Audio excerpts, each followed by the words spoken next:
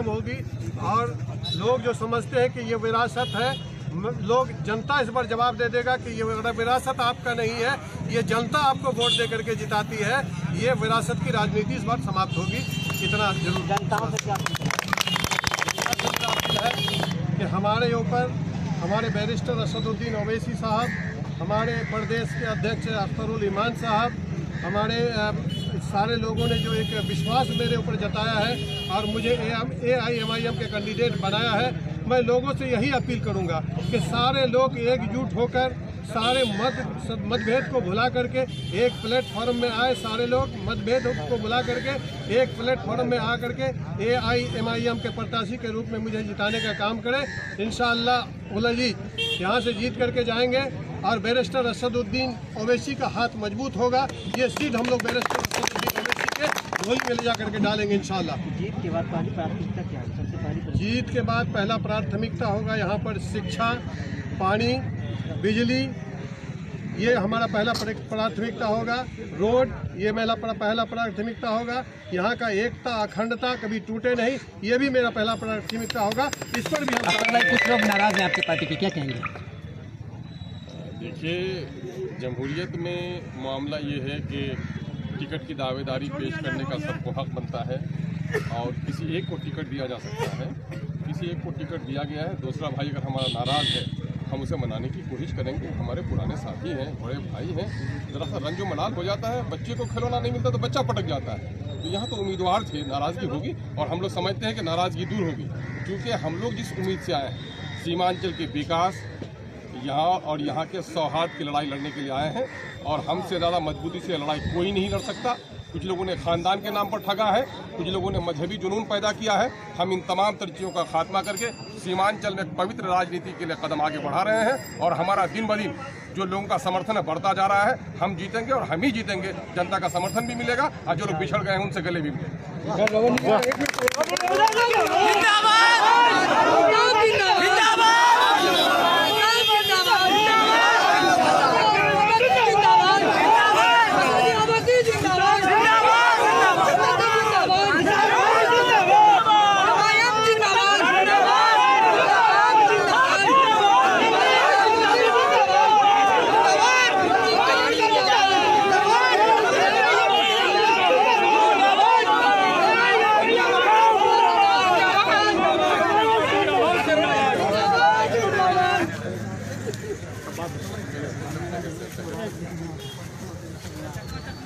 Sir हमारे कहाँ जी nomination हो गया।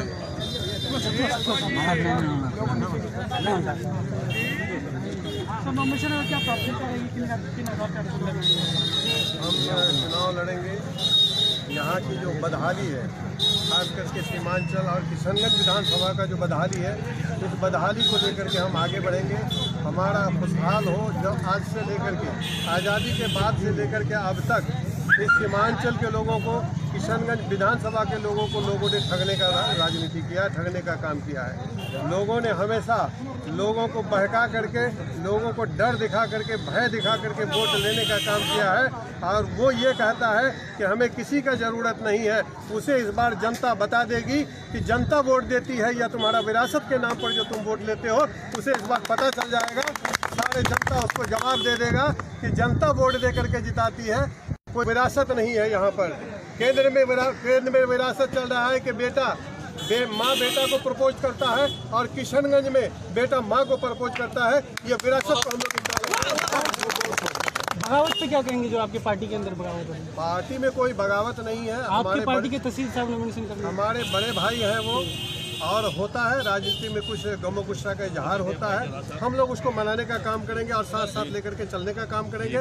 इंशाल्लाह उम्मीद है कि वो हम लोग के साथ में आज जो उठे हुए हैं कल इंशाल्लाह मान जाएंगे, इतना पूरा विश्वास है हमें। जरा सा भाई, एक मिनट बहुत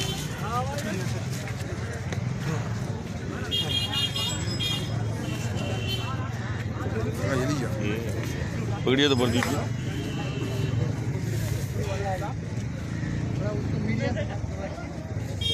जी सर, आप जीतने के बाद आपकी पहली प्राथमिकता क्या होगी?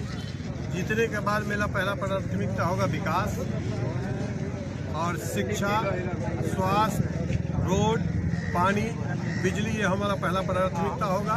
और हमारा ये जो किशनगंज है, ये किशनगंज पूरे देश में एकता के नाम पर जाना जाता है। लोग जो यहाँ पर एकता को भंग करने का प्रयास करता है, ये कतई हम लोग होने नहीं देंगे और इस एकता को हम लोग हमेशा बरकरार रखेंगे।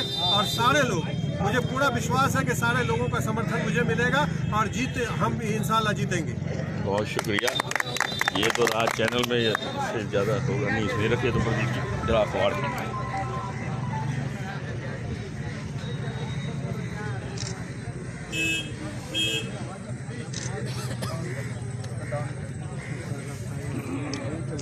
जी चेयरमैन साहब, आप को टिकट मिला है मजलिस का, और ये बताएं कि आपके साथ एक बागी उम्मीदवार भी हैं जो बहुत नाराज़ हैं, जो पहले भी लड़े थे, तो उनको क्या मनाने की कोशिश कीजिएगा क्या आप? बिल्कुल मनाने की कोशिश करेंगे। लोकतंत्र में होता है, लोकतंत्र में थोड़ा सा रूठे हुए हैं हमारे तहसील भाई, वो हमारे बड़े भाई कल के लिए भी थे, आज भी हैं। हम उसको मना करके साथ में लेकर के चलने का काम करेंगे और इंशाल्लाह मुझे पूरी विश्वास है कि तसीरुद्दीन भाई हमारा साथ देंगे और हम सब लोग मिल करके इस बार जीतेंगे इंशाल्लाह। अच्छा, किशनगंज की जनता आपको क्यों वोट दे? किशनगंज की जनता वोट इसलिए देती है कि हम लोगों ने हमेशा लोगों का, यहाँ का जो बदहाली है, बदहाली पर काम करने का काम किया। 2001 से जब मैंने मुखिया बना, 2006 में मैंने प्रमुख बना, 2011 में मैंने जिला परिषद का चेयरमैन बना और 2016 में मैं वाइस चेयरमैन बना। हमेशा मैंने लोगों की बदहाली को दूर करने का काम किया, लोगों से आपस में इत्तेफाक और इत्तेहाद रखने का काम किया। इसलिए लोग हमसे मोहब्बत करते हैं और उम्मीद है कि सारे लोग एक होकर के इस बार हमें जिताने का काम करेंगे और इस चीज़ को हम लोग AIMIM के झोली में ले जा करके डालेंगे, आप बैरिस्टर असदुद्दीन ओवैसी के झोली में डालेंगे। बहुत शुक्रिया। बहुत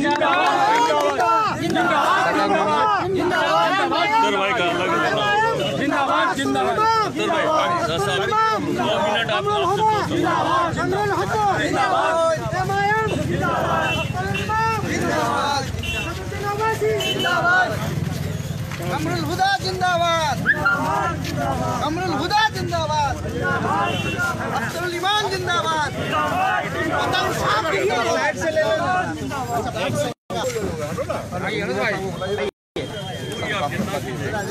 लगा दीजिए।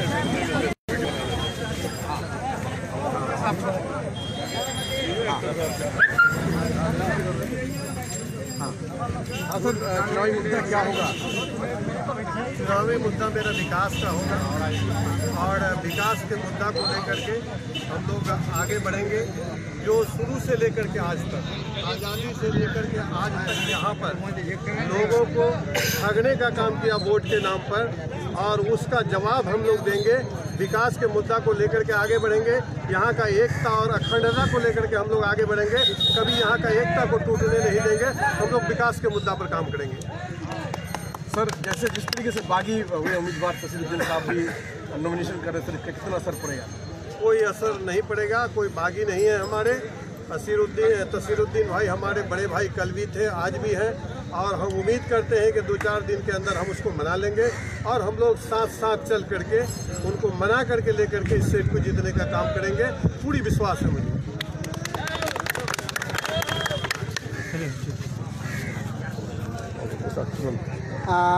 सर, पार्टी में 2 फुट दिख रहा है, 2 पार्ट दिख रहा है अब ऐसा किशनगंज में, क्या कहेंगे?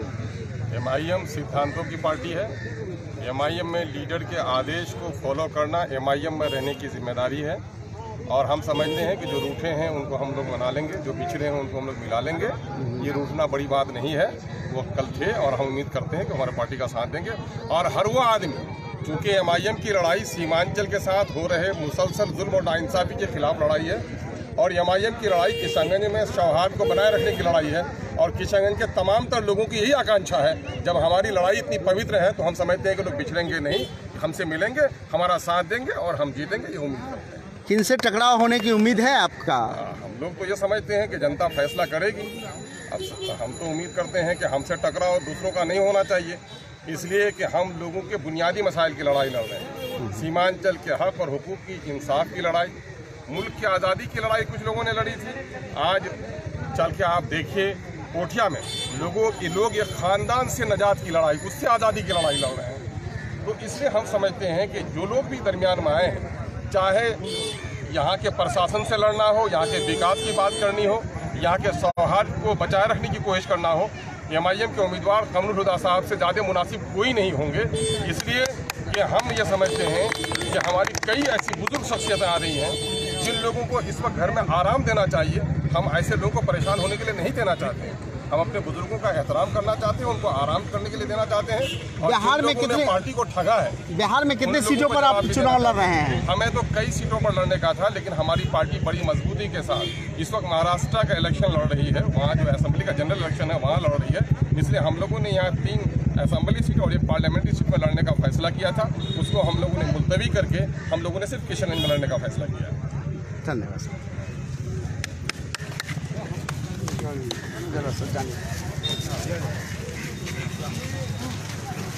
तो टिकट को लेकर आप बड़े-बड़े इल्जाम लगे हैं। बिल्कुल लगने हैं। उनसे खाली पैदा होता है कि